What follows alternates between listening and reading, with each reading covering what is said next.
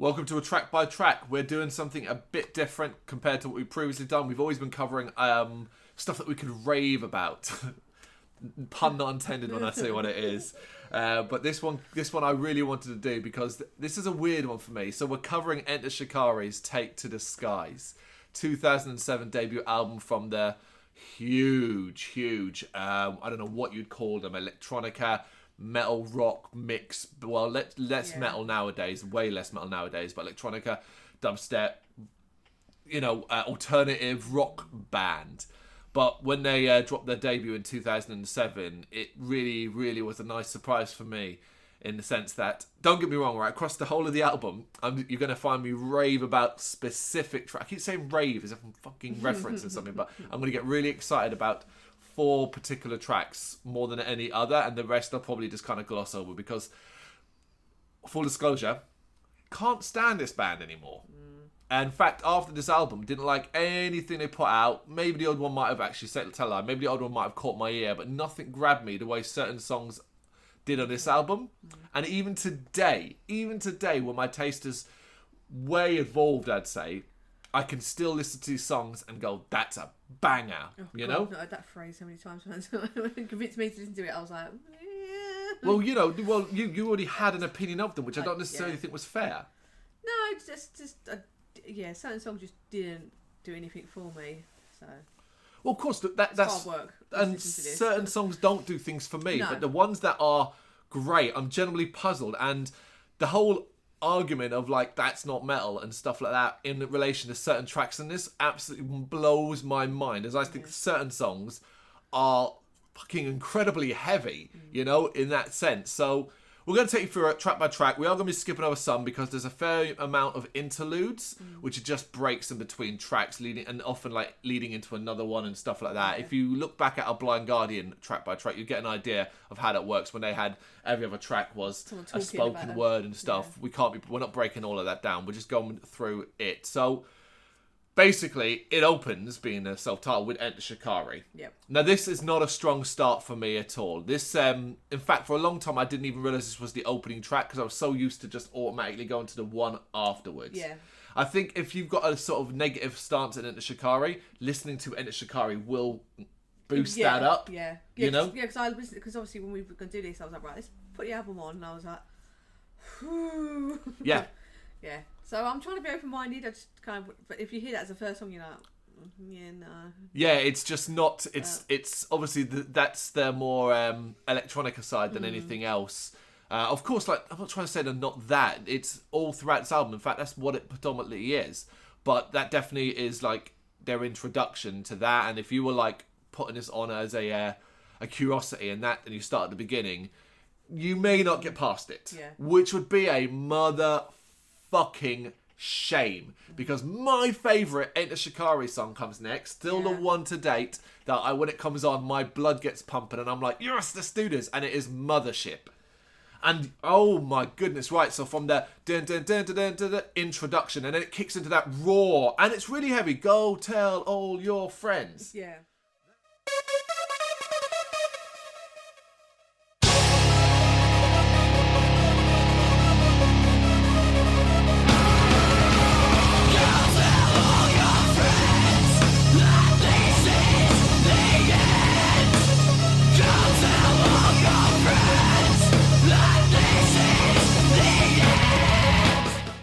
This is the end. That shit is killer. Yeah.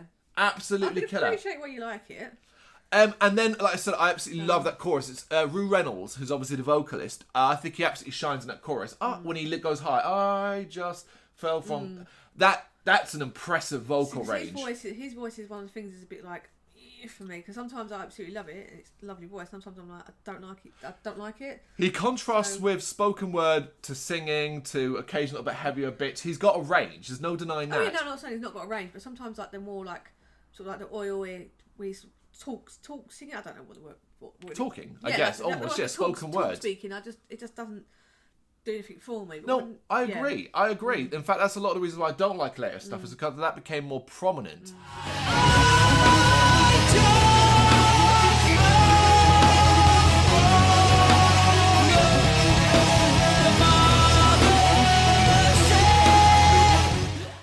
Mothership, man, I could go through it like stage by stage. And we'll scream with 1,000 voices.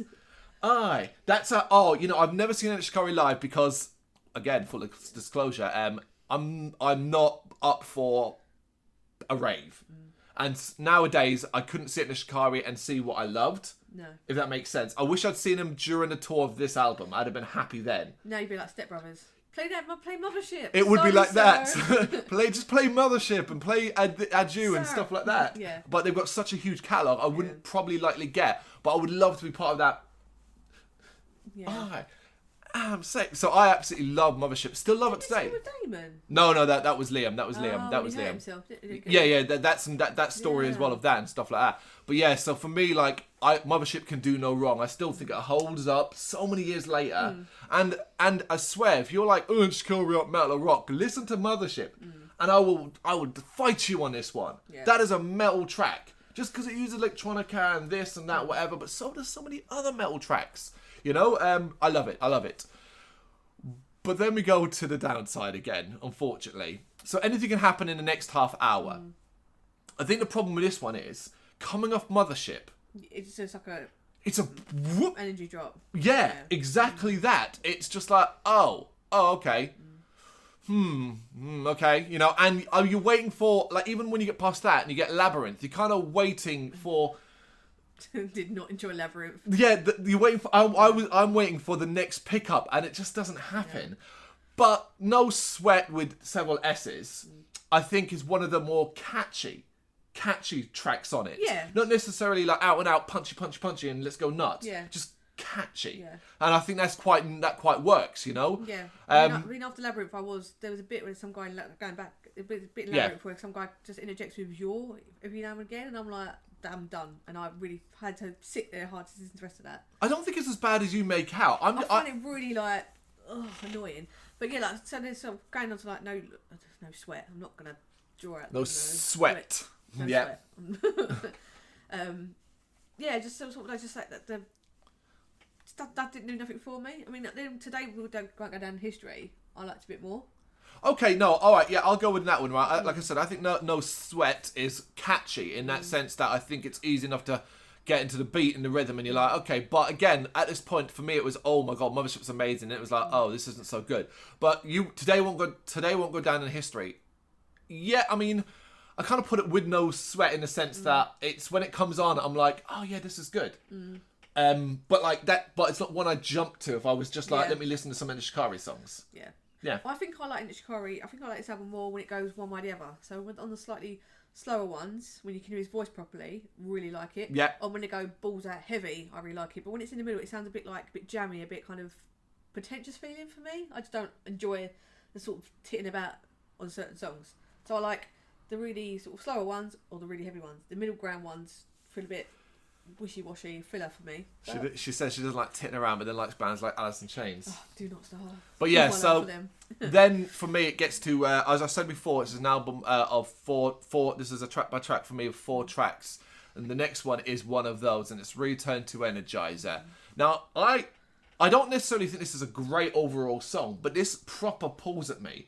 I like the rhythm, I like the electronica in it, but what I particularly like is the vocals again, the drawn out chorus, the return to Energizer. Yeah. And I love the ending, and we all break now. And all hell breaks loose when you're here. And all hell breaks loose when you're here. And all hell breaks loose when you're here. Yeah. That slow, and the quiet in the background, return to, and the slow drum beat. So I love things like that because little things like that pull you in. Yeah. And make you feel part of it, rather than sometimes some of the elements on it I can't get behind. That's an interesting point. Yeah, actually, it's a really interesting point. I wonder if that's actually, because I always try and wonder, why do I like these songs when I dislike so many others? And I think you're right. Maybe it's because, like I said, these are less complex in the sense, less throwing everything at the wall and seeing what sticks, and more like, this is what we're doing, let's do this. And people get behind it. Like you said, because I can see when you're doing like with your hands and stuff, like you're getting into something that they've made, rather than if it's in the studio and they're kind of all together. Oh yeah, that. Like, let's add this effect, let's add that. Yeah. And again, following that, it's another one I absolutely love, which is Johnny Sniper. And I just love Johnny Sniper because I think it's so much fun. The introduction to Johnny Sniper, and it's heavy as well. He roars during those verses, but it's that roaring, then he drops that whisper. Yeah, like really. So I love that up and down, and incredibly catchy. You skip past the one that it just reminds me of uninspired DJs. Oh, I did. You're right. Yeah. Sorry, I did. Sorry, You're Not a Winner always reminds me of just going to a rock club and them just throwing it on and it like clearing the floor. Apart from like the one person doing like the whole backpack swinging on things, and I was like, I just can't. You're right. I did skip past Sorry You're Not a Winner, and here's the thing about Sorry You're Not a Winner. It's probably one of the more famous songs of the early thing. Like people don't tend to talk. You don't hear. You never hear people saying like Mothership, this, whatever. You hear them talking about Sorry Not a Winner. And I actually agree with this. This is probably the most heavily disliked one of the bunch for me. It's one I just skip, and I guess it's kind of telling that I would go on to not like their further work because I think this actively reflects the more Enter Shikari that they would become. You know, I know they're way more layered than just this track is, but this was their big hitter, and it really didn't do it. Does nothing for me at all. As you say, it's just got a memory of just being like, I will throw it on because some of the younger rock and metal fans will like it, and then it going the opposite one, people going, just leaving the dance floor. Yeah, because they do split opinion. Well, we're not. Well, I'd say more than a split opinion. But I agree with you. In fact, actually, if you're imagining a rock club and they're playing like, they're going through their hits. Here's Tribute by Tenacious D and stuff like that. System, Chop Suey and stuff like that. And when they get Enter Shikari, this is the song they're going to play. And if you were like, it's going to clear a dance floor if you want something a bit heavier. Agreed on that. But yeah, sorry, I skipped over it. But back to Johnny Sniper. Yeah. So you don't like the song, do you? No. There's some that stand out, and there's some just like skip to the next one, or another interlude. But yeah, and then it comes on to the one that like I absolutely love. Yeah. And like I could probably forgive the rest of the ones I didn't like because of this one. And you.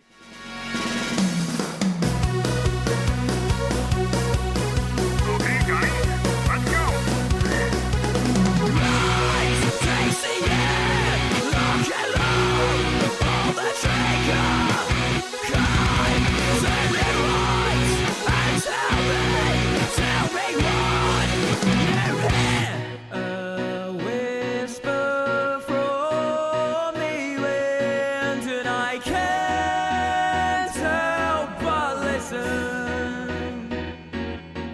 Yeah, Adju really took me by surprise when I first heard it, because there's nothing really like this. It's melodic, it's mellow. Panpipe moves at the beginning. Yeah.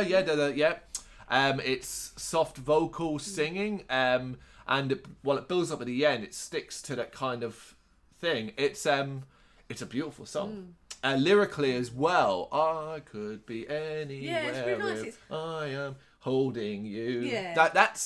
That builds and it repeats that over and over again. It builds to a little, not necessarily heavier, but a bit more rockier, the drum beat and stuff like that. It's a surprise one, isn't it? It's a real surprise, and you kind of feel like really like a bit more connected with him on that kind of song. Yeah. Because it's like the emotion in it and like the idea behind it is really like a really nice idea you can relate to.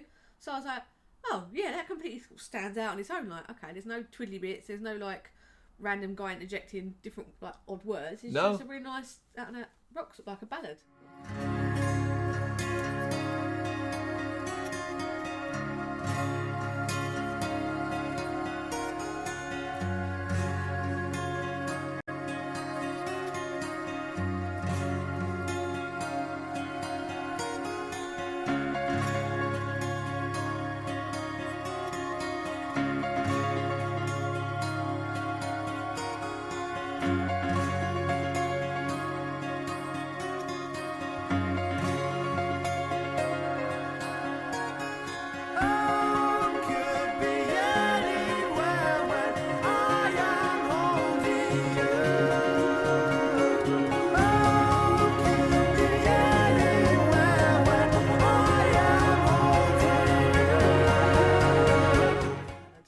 Yeah, that's exactly what it is, and it's one of those where it's like, if this had been the closer, I think this album might have been better overall. Yeah, and it's called a due. It is goodbye. Yeah, but they obviously must have tacked something else on the end. Well, they did. It's called OK Time for Plan B. Yeah, they obviously didn't want to. And closing, which is an outro, so to speak. But OK Time for Plan B is basically the last full track on there. Woo! Yeah, this is one of the. This is probably the most pointless. Just like, okay, it's there. I know. Again, it's one of those popular ones. I know it's a popular one, but for me, this is the Shikari I don't like. I say when I contrast it to the Mothership, Return to Energizer, Johnny Sniper, and Adu, and I get it. Like, you might be listening to this, watching this, and going, "Wait, you like Johnny Sniper, but you don't like OK Time for Plan B and stuff like that." It's like, I can't explain that. Yeah. I genuinely can't. Just those 4 songs have always resonated with me, and I've always enjoyed them. Yeah. And I still do. Even this is now, like I said, I heard this album when it first came out. So we're now when it's 2000. Yeah, 12 years later. I still get excited when he's come on.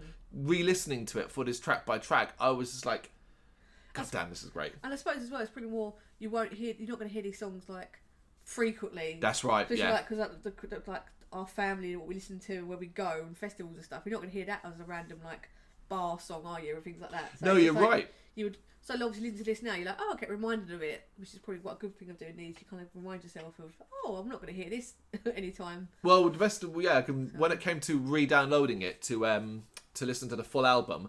So basically, I went to my Apple Music and I was like, right, Enter Shikari, and I was going to get the full album and stuff because I knew I didn't have it on it, and I discovered that yes, I did. Buried way down in the heaps of them. Was the 4 tracks I love. Yeah. That's it. So obviously I had to re-download the full album, but it was just those 4, which kind of summed it up. But it was so buried, and it had been so long. And so every so often I'd be like, oh yeah, I'm going to put Mothership on, and just so I can get that super blood pumping. Bam, bam, bam, bam, bam, bam, bam, bam. Dust off your glow sticks. That's so. You know what? I always say to wind you up. I would love. Unfortunately, it's unlikely to happen because I don't really frequent a festival that they would appear at. Which would probably be download. Download Reading Spectrum. Really. Well, they're never going to be at Bloodstock or Ramblerman or anything like that. So that's Health. Well, no, that's very likely. I suppose Hellfest is a bit more. Hellfest is download in France. The Venn diagram, all the circles, and it kind of cross over Hellfest. Like download. Yeah. Hellfest is download, but in France they share same bands. It's the same thing. Like it's the same thing, just bigger in France, more of a famous one. Yeah. He always does this, which is like, we haven't been for a while, that's why. Yeah, so like, but if I was able to be like a download day and Shikari were headlining like the second stage or high in the main stage, I'd make a point of going to see them, even if it was like 40 minutes of me just going, play Mothership. Just get an idea of that as well. Would be interesting to sort of see.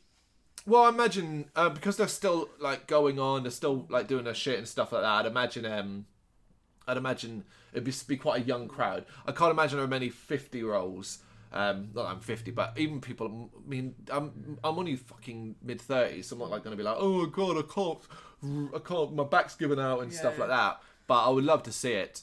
But yeah, I mean, overall, I think it's not that I think this is a great album. This track by track, I don't think this is a great album. I think there's a mix of bad tracks, average tracks, filler, pointless, filler, and, what are they called? Not reprisals, filler bits, Well, yeah, I mean, in total, just with the numbers, there's 4 interludes, not including like the closing and the intro and stuff like that. But the 4 tracks that I've mentioned, the Mothership, Return to Energizer, Johnny Sniper, and Adu, plus, like I said, no Sweat and Today Won't Go Down in History are all right songs. Yeah. I think that's like 6 out of. And it's not 6 out of 17. Although there's 17 track on it, it's more like 6 out of 11. Yeah. That's not a bad ratio. Yeah. Particularly as 4 of those 6 are wicked, in my opinion. Yeah. Yeah. There we go then. That's our track by track for Enter Shikari. Take to the skies. If you want to dispute or argue or say you're stupid because you like this but you don't like that one, or anything you want, drop it in the comments. Always fun to read. We are GBHBL. Check us out over on our website. Subscribe and like to the YouTube channel. All the social medias, all of that stuff, you know where it is. And thanks for watching.